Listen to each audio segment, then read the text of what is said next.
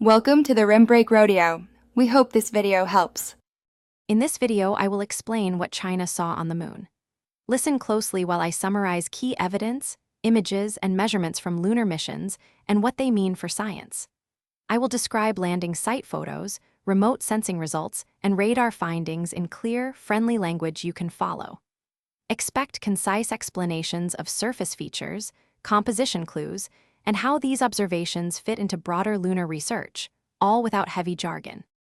China's landers and rovers returned crisp surface images that show craters, boulders, and layered slopes in vivid detail.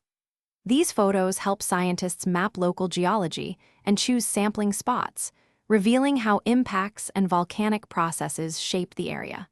Color and brightness differences hint at distinct rock types and melted material from impacts. The combination of wide panoramas and close-up shots gives a complete picture of what explorers actually saw on the ground.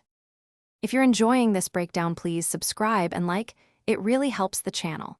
Quick recommendation: bento box make meal prep easy with these leak-proof containers that seal tightly and save messy lunches, perfect for taking in the field or planning long observation sessions.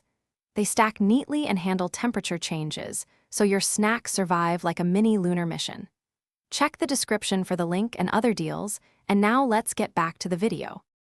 Beyond photos, instruments probed beneath the surface to reveal layers and hidden structures under the regolith, offering clues to the moon's history.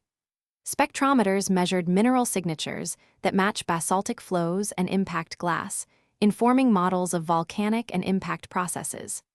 Thermal data showed how different grain sizes and compaction change heat retention, which helps interpret surface age and weathering. Together, these measurements make a stronger case for the geological stories told by the images.